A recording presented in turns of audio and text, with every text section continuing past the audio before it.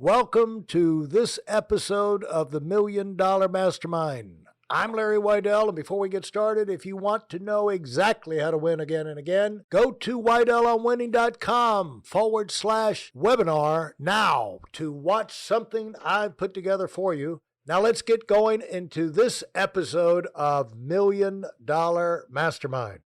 This afternoon, we're going to have some fun talking with Mike Tuttle.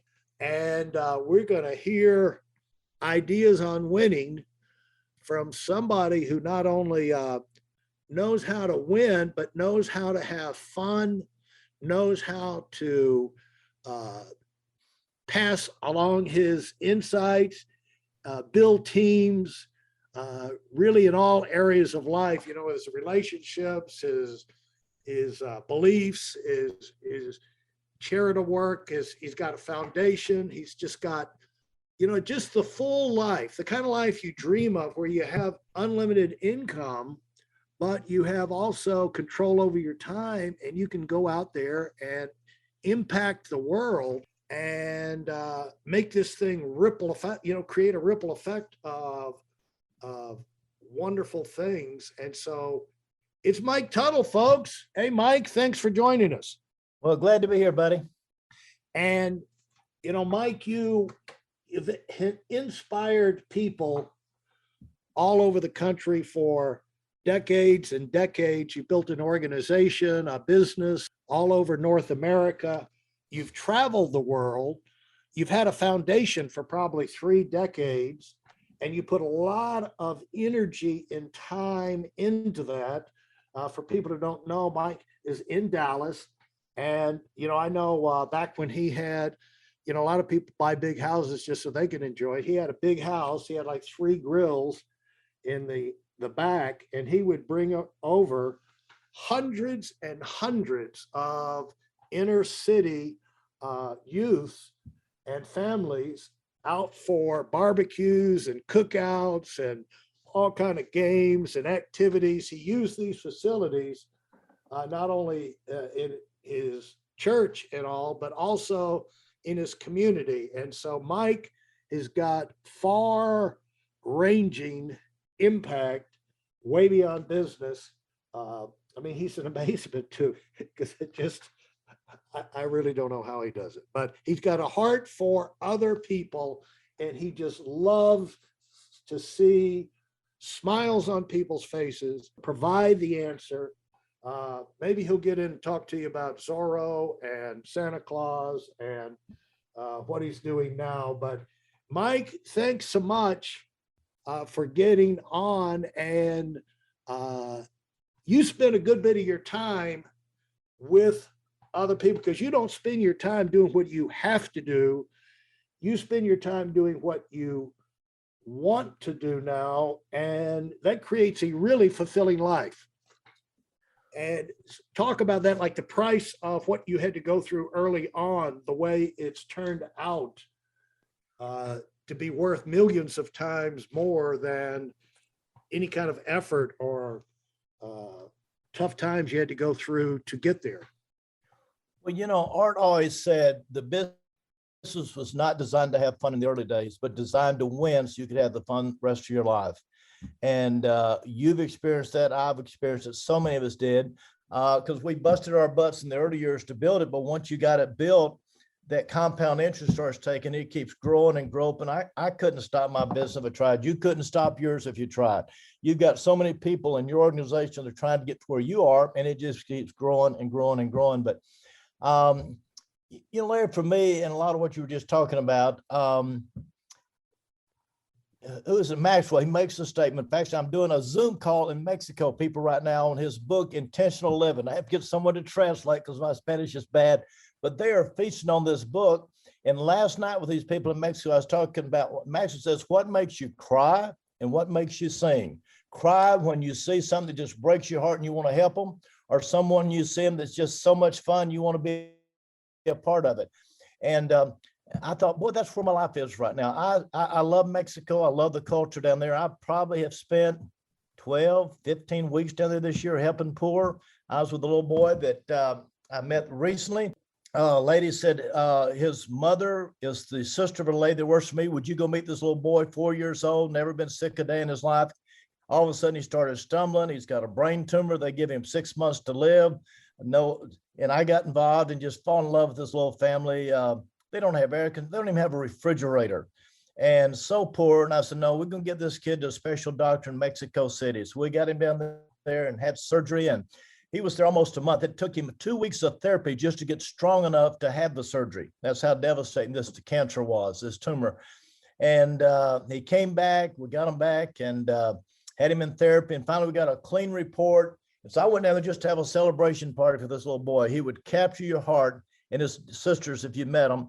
And his birthday was September 8th, mine's the 15th. So we decided to do a joint ceremony. And 2 weeks before I go down there, found out the tumor was back worse than ever. And they've given him now about maybe 3 or 4 months to live. So I went down last week, just spent a day with my little buddy. And so, you know, when I see Max, what makes you cry?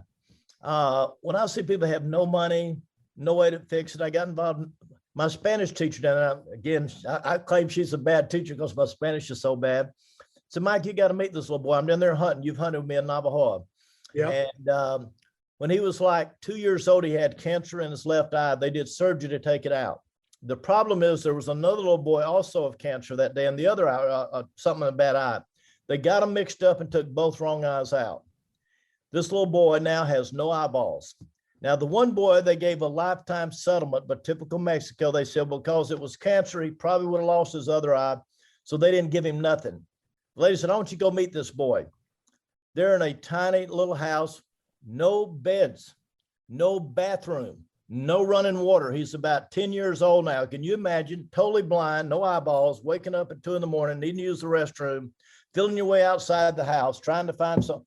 I mean, just breaks your heart. Didn't even have a bed in the house.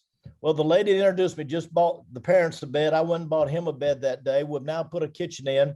We're trying to, the problem is you can't just build a house anywhere down there because most of it's homestead and you can't get a title for the land. So we're trying to find some place, but you know, that's another project this year. I wasn't planning on getting involved in that one. They called me another guy, said, Mike, this guy, his foot is rotten. There's literally worms growing in his foot because he didn't have the $10,000 to have the amputation. And I said, you got to be kidding. Let's cut it off today. And now see that guy, he's about 45, great Christian family, but he would have been dead. And I love calling Art Williams and saying, Art, and I've had some of these call and talk to Art or send him notes saying, you know, Mike, we want to thank Mike, but Mike says, first off, thank the Lord. But number two, you need to call Art Williams and thank him for getting me in a business and teach me how to make unlimited income. So I'm in a position to do those things. So people often ask, why do you spend so much time in Mexico? And I can just go through list and list and list of people just like these I'm talking about and think that we're in a position to help them. I think I bought 3 or 4 cars this year for people down there, bought a house for a family down there, trying to buy another house for another family right now. And what fun it is to be in a situation to do those things. But Larry, when before I met A.O. Williams, which was our original name, I'd spent 5 years in the ministry of Campus Crusade for Christ. And to be honest with you, Larry, I got tired of having a boss. They would bring these pastors who had never worked with college students, and because they didn't have experience with students, they'd put them in a management position over us. And so I've got a Yahoo who doesn't have a clue how to do what I'm doing. And I just thought, you know, this isn't working. And I was tired of being broke. I had the great privilege when I was in college. I actually made more money every year in college than my dad did. And I don't know if that's a commentary on my dad or a commentary on me, but my dad was in factory work. He made about $4,000 a year. Every summer, I made around $4,500 in the oil fields working in Montana. And then I sold books door to door in Southwestern. I actually made $5,400. I still don't know how I did that. And then I had 5 jobs on campus. So I was the fat cat on campus. I was actually funding ministries. I would send kids on Campus Crusade for Christ retreats. Then you go to Campus Crusade and you could have no outside income. So if I had a free Saturday and I wanted to cut your yard, I could do it, but I couldn't take money for it. We used to babysit for Jim Carlin, who was the head Texas Tech football at the time. He loved it. They'd go off to the games. We took care of the kids. He didn't have to pay us a dime, but we liked it because we had a TV. We didn't have we were too poor to buy a TV. So I got to thinking, you know, I'm just tired of having a boss. I'm tired of being broke, but I still want to be in a position to impact people's lives. So I left there, but most people, Larry, they never have a clear picture of what they're looking for when they go through life. And I knew when I left Crusade exactly what I was looking for. I wanted a situation where I didn't have a boss.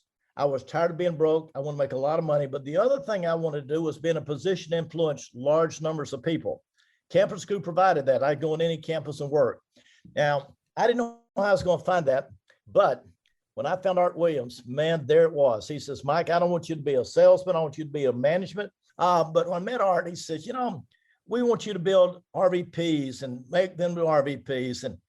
And Larry, that was the design. In fact, that's the exact model that Jesus used himself. He never tried to reach the whole world. He took 12 men, discipled them, then they had 70 disciples, then he had the multitudes. And that's what Art was doing. I said, my gosh, every other thing I see, they're just wanting to sell, sell, sell, sell, sell. And I knew when I saw Art Williams, I had found the deal. I knew I was going to make money because I knew multiplication. Now, a lot of people asked me through the years, well, why did you leave the ministry? Hey, listen, there's a lot of information online, but there aren't a lot of people who have actually done something. In my case, I've actually built a successful business that's accrued over $5 billion in assets under management and has done well even during trying times. Now, if you want to know exactly how I've done this, go to whitelmwinning.com/webinar now. I've compressed a decade of learning into 5 short weeks just for those of you who want to give yourself an incredible advantage and are tired of waiting and watching others move up.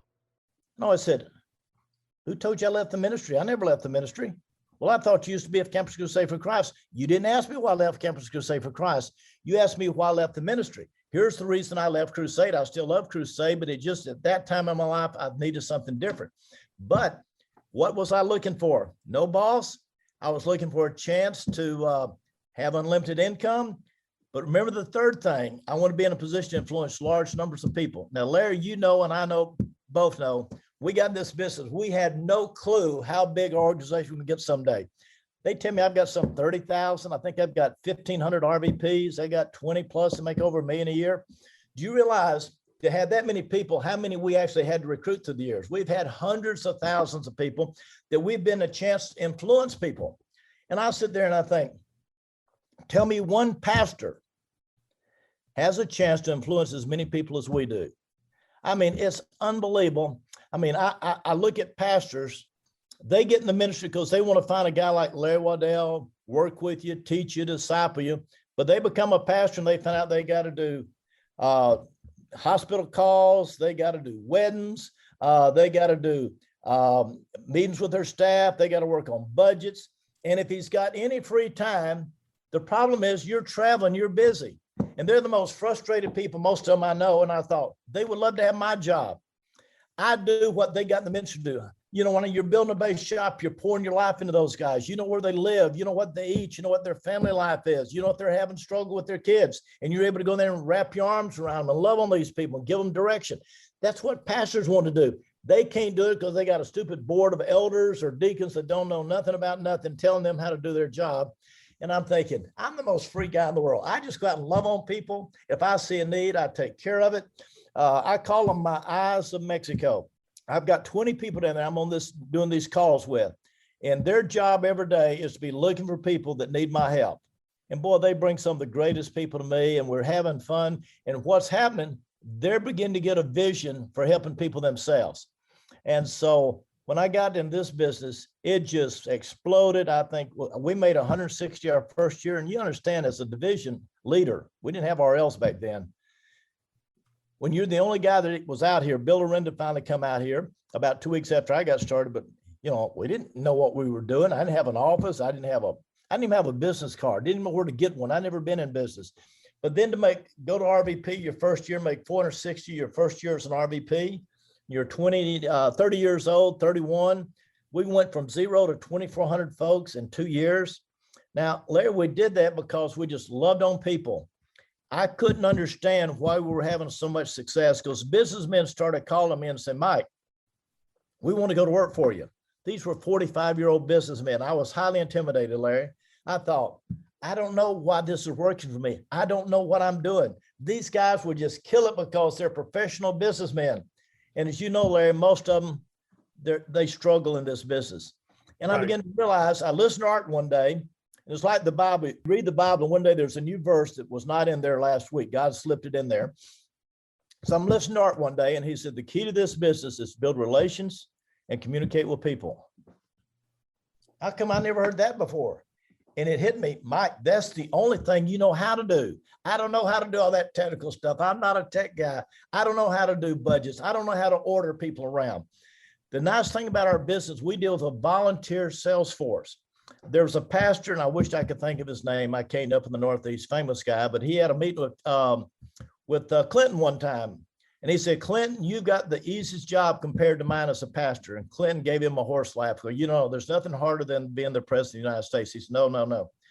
He said, think about it, President. If you need more money, you raise taxes, and you do. If I talk about money more than 2 times a year, half my church will leave. Now, in the United States, if they don't want to pay your taxes, you got the National Guard protecting your boundaries. I've got 2 fat deacons who couldn't even stop grandma from leaving if she wanted to leave. And the point he was making, you rule from a position of power and authority. As a pastor, you have nothing. You have to love on people and build relationships with them so they will do what they need to be doing versus what just they want to do. And that's our business, Larry. You have to love on people. You can't, there's nobody you can say, you got to go to work, you got to do X number of sales. But if you're good at this, you better learn how to master loving them so they want to do what they should be doing to listen to you, to let you help them to get to where they want to go. And I sit there and I'm thinking, that's our business. And I realized these businessmen, they knew how to do budgets. They knew how to boss people around. You never saw a car in their driveway. You didn't see them taking people fishing and hunting and playing Zorro at Halloween time and being Santa Claus in their homes at night. And Larry, I poured my life to people. We had giant parties every July 4th. On Thanksgiving Day, people don't have anything to do in the mornings. Everybody's having a big lunch and watching the Dallas Cowboys, go Cowboys. So we'd do a turkey shoot in our backyard, and we'd have trophies for the kids and the dads, and we'd serve breakfast tacos. I mean, people love coming to that stuff, but you don't see the businessmen doing that. So the stuff that I was doing naturally, having come out of a ministry background where you had to build relationships to encourage people to go where they want to go, need to go, I applied that to our business, and it just exploded. So again, thank you, Art Williams, for making such a unique business. I've never had a boss. And since I've joined him, I've never had one day of a financial challenge since I've been in this business. And now every day I wake up and say, okay, who can I impact today? That's why I love Maxwell's book on intensive living. And I just love intentional living. I say I'm going to sue him someday because I think he came to one of my seminars when I was young and took my notes from my seminar and went and wrote my book on it. But I'm loving teaching that. Mike, thanks so much. I mean, thank you for that solid gold, tremendous insights for people to hear over and over again and digest it, because that's how you can transform your life, focusing on what you can do for others. If you enjoyed what you've heard and are dead serious about finding out for yourself exactly how this works in the real world, I've taken the most valuable business lessons I've learned over 40 years and put them into something for you to watch. Go to whiteelementing.com/webinar now in order to move up as fast as possible. I'm Larry Weidel, and I run the $1 Million Mastermind. Go, go, go.